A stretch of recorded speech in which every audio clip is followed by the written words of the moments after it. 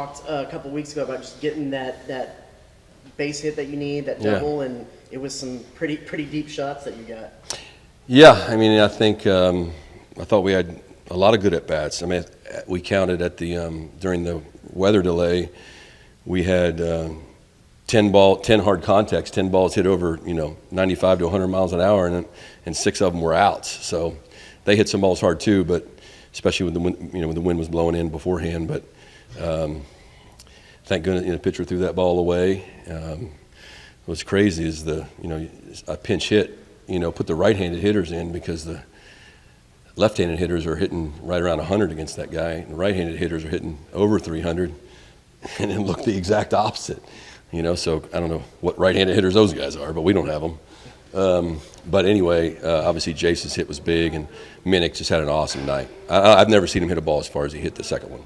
That was great to see. Well, and to do that, you'd think maybe he might need a little time just to get his timing back, but it seemed like it's been there since. Yeah, I mean, he's worked really hard in the last 4 weeks, even when he couldn't swing. That's the thing nowadays. He can stand in. He stood in on bullpens. He stood in on simulated games, and now with the pitching machines that are available now, you can train your eyes to you can keep seeing velocity and seeing pitches until you're ready to swing at them. And we also have some real kind of light flight balls that he was able to hit without it impacting the bat and hurting his thumb. So Mike Early did as good a job as you can do with him, and Brett deserves all the credit. And that's obviously a big boost for us. You got some good bullpen guys out there. Aschenbeck was awesome. I actually thought Detmer did fine, but Aschenbeck, second, third, nobody out, pitched out of it. That was 2 or 3 hours ago, but it was a huge part of the game. When you mentioned Detmer, how important, it's been a long time since you've had a win from a starting pitcher. How important is it moving forward this series to try to get that quality start? Aschenbeck got the win, though, right? Mm-hmm. I think Aschenbeck got the win. Yeah. Well, starting pitcher. Yeah, well, Detmer wasn't the winner in the pitcher tonight. Yeah, he's saying It's been a while since. Oh, yeah. I don't, I think, well, a couple of things. It's on them. They need, we spotted them in 4 of our 5 conference losses. We spotted them leads, so there, you got a chance to win the game. And you also got to pitch deep enough and pitch well enough. Of course, our offense, hopefully we can build on this. It's just one game, but hopefully we can build on it and score more runs early to give those guys the cushion to get a win. But that's a stat in today's baseball. I used to be really on it. In today's baseball now, there's so much video and there's so much analytics and there's so much information that guys are. Almost every pitcher is worse the second time through the order than the third time through the order. So boy, you got to be pretty special. I think Detmer's capable of doing it this year, but right now we're not in that spot.